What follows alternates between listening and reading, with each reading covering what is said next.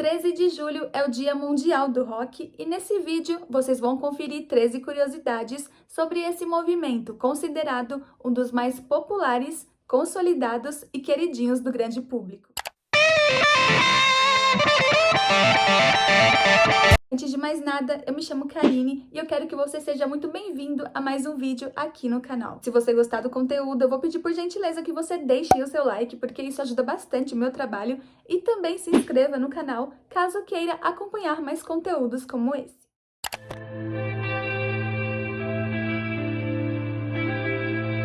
Se você é um roqueiro nato, com certeza você já usou esse símbolo para expressar a sua paixão pelo movimento. Mas você já se perguntou qual seria a sua origem?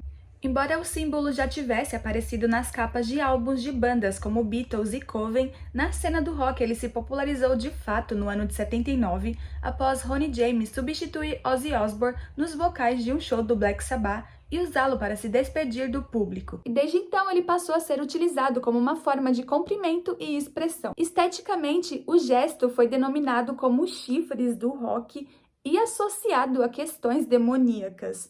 Mas a realidade é que a sua origem religiosa apresenta o efeito inverso. A expressão no budismo e no hinduísmo era usada para afugentar demônios e afastar más energias. Inclusive, essa foi a justificativa do próprio Ronnie James quando questionado sobre o porquê usou o símbolo. Ele disse que aprendeu o gesto na infância com a sua avó, que costumava usá-lo para afastar mal-olhado.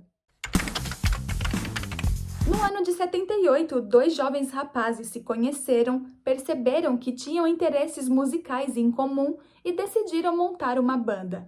Eram eles Renato Russo e Fê Lemos. O aborto elétrico, nome que eles deram à sua criação, rapidamente fez considerável sucesso, principalmente em Brasília, o distrito natal deles. Com fortes influências de bandas como Sex Pistols e Gangnam Style, o grupo criou um movimento punk denominado Turma da Colina, que também contava com outras bandas brasilienses que também ficariam bem famosas no futuro, como os Paralamas do Sucesso. E no ano de 81, o aborto elétrico já estava bastante consolidado no cenário underground, mas após desentendimentos constantes entre o Renato e o Fê, o grupo acabou se separando no ano seguinte. E com cada um seguindo para o seu lado, o Renato fundou a sua própria banda, o Legião Urbana, e o Fê, o Capital Inicial. E é interessante ressaltar que grandes sucessos musicais dessas duas bandas foram escritos quando eles ainda estavam na aborto. Como é o caso de Que País é Esse?, que foi um grande sucesso com o nome do Legião, e Veraneio Vascaína, que foi um sucesso com o nome do Capital. Participar de uma banda de rock com certeza deve ser uma das experiências mais incríveis da vida de uma pessoa. Mas imaginem só você realizar esse sonho e acabar sendo expulso por um motivo não tão convencional. Foi o que quase aconteceu com o Rick Wakeman, tecladista do Yes. Durante o intervalo de uma sessão de estúdio, o jovem rapaz decidiu se alimentar com um sanduíche e foi altamente criticado por seus colegas de banda. Acontece que todos os integrantes do Yes, com exceção do Rick, eram vegetarianos e tinham questões bem profundas com a indústria da carne. Então, quando viram o Rick se alimentando de carne, logo se iniciou um grande debate que rapidamente tomou proporções exaltadas. O conflito foi tão intenso que uma das pautas que surgiram foi a expulsão do Rick da banda. Com os ânimos mais acalmados, ambos entraram em um acordo social de entendimento sobre os seus princípios. Perceberam também a importância de separar o pessoal do profissional e, no final, tudo terminou bem.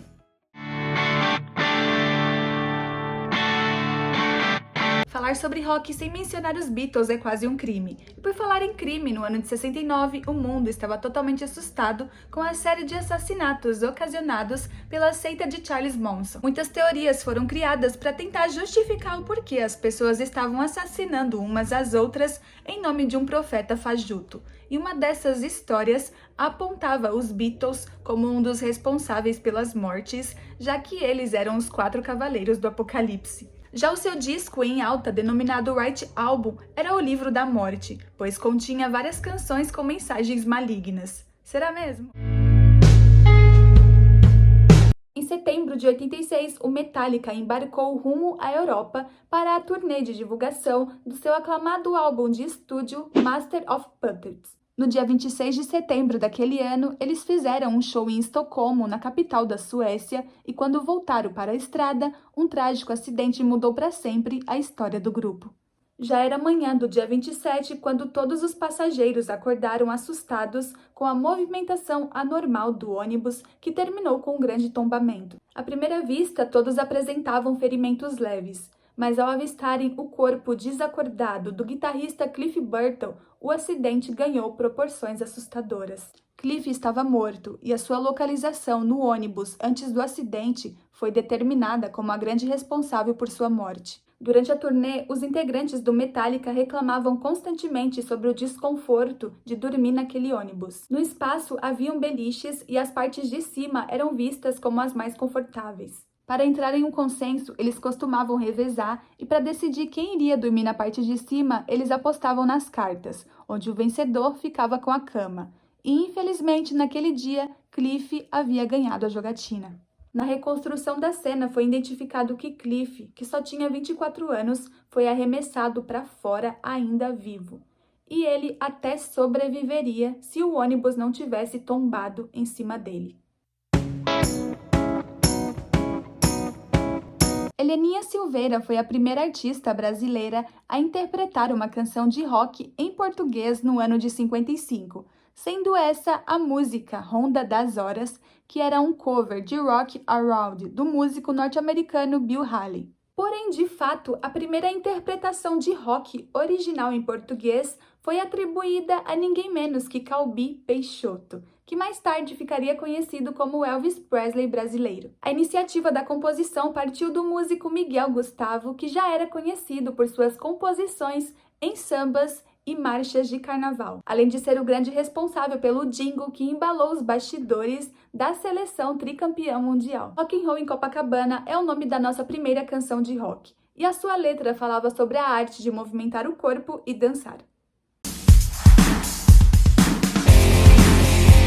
Nevermind foi o segundo álbum de estúdio do Nirvana, lançado no ano de 91. Esse lançamento representava um novo capítulo na história da banda e era visto com grandes expectativas, pois contava com diversas novidades positivas. A começar pela renomada gravadora que havia produzido o álbum, que era a Universal Music. Essa parceria era um retrato de como o Nirvana estava colhendo os frutos de seus lançamentos anteriores e caminhando rumo a uma trajetória de sucesso. Outra novidade positiva foi a integração do baterista David Grohl, que mais tarde, como nós já sabemos, com o fim do Nirvana, fundaria sua própria banda, o Foo Fighters.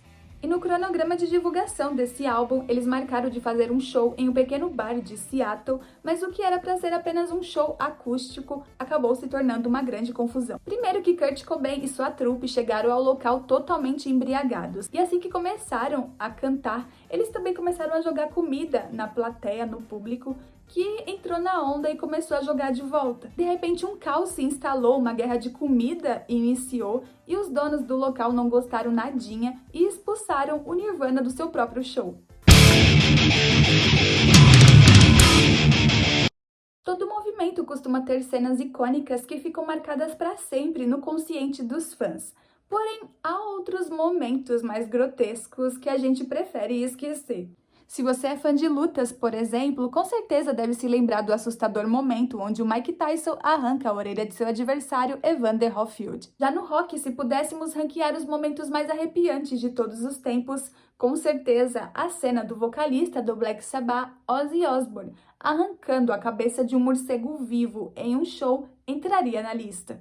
Era janeiro de 82, quando Ozzy subiu nos palcos de um estádio norte-americano para se apresentar para um público eufórico. Ele já estava na estrada em turnê há mais de um ano e uma das peculiaridades dos seus shows era jogar restos de animais no público. Sempre gostei de filmes antigos que costumavam ter essas brigas de torta de creme, e isso me deu uma ideia. Ao invés de torta, jogar pedaços de carne de animais mortos na plateia. Era hilário porque eles passaram a jogar animais mortos em mim também. Acontece que ele acreditava que o animal, que claramente estava dopado, fosse de borracha. E foram precisos apenas alguns segundos para que ele sentisse o sangue quente escorrendo em sua boca para que ele percebesse que não era.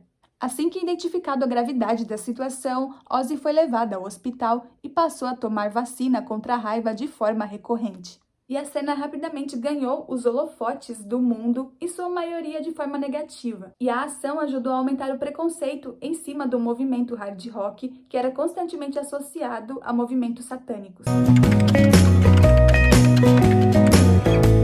No Réveillon de 94, o músico escocês Rod Stewart, bastante badalado na época, arrastou mais de 3 milhões de pessoas para a praia de Copacabana, no Rio de Janeiro. A apresentação foi tão simbólica que entrou para o Guinness Book, o livro dos recordes, como o maior público em um show de rock. No auge de sua carreira, Rod abriu mão de shows pagos aqui no Brasil para fazer este de forma gratuita. Além do mais, a apresentação a céu aberto na Praia Carioca se tornaria a pioneira do que acabaria por se tornar uma tradição dos brasileiros nos anos seguintes. Obviamente que houveram controvérsias, porque muitas pessoas que estavam presentes alegaram que não estavam na praia pelo músico, mas sim pela queima de fogos. De qualquer forma, as imagens estão aí para provar que a maioria aproveitou e muito aquele show que ficaria marcado como um dos mais históricos de todos os tempos.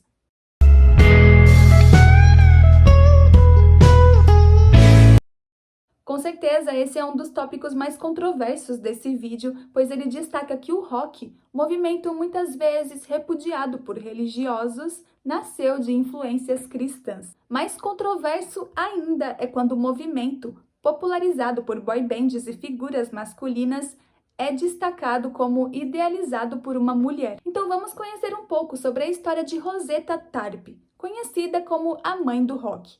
Em resumo, Rosetta nasceu nos Estados Unidos e cresceu em igrejas com influências musicais voltadas a louvores pentecostais e afro-americanos. E foi justamente nas igrejas pentecostais que a música gospel se desenvolveu nos Estados Unidos, principalmente nas comunidades negras. Seus louvores eram caracterizados como um fervor musical capazes de tocar o nosso interior e movimentar corpos, bem semelhante ao que hoje entendemos por rock. Rosetta rapidamente se tornou uma figura influente do gospel em sua comunidade e arredores. E embora não tenha alcançado um reconhecimento comercial, suas influências chegaram até os ouvidos de meninos brancos das grandes cidades que costumavam ouvi-las pelas rádios locais, meninos esses que mais tarde se tornariam grandes nomes do estilo que ficaria conhecido como rock and roll.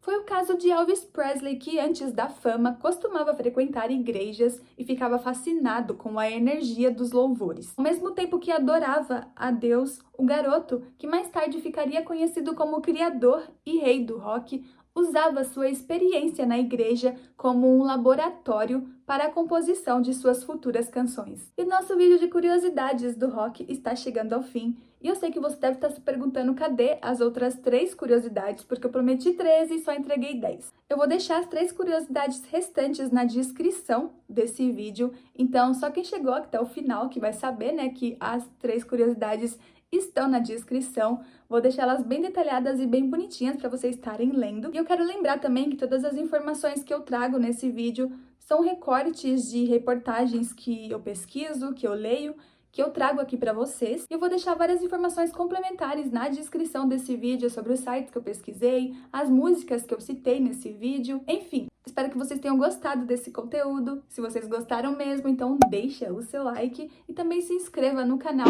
caso queiram acompanhar mais conteúdos como esse. Então é isso, galerinha. Um beijão, feliz dia do rock e até o próximo vídeo.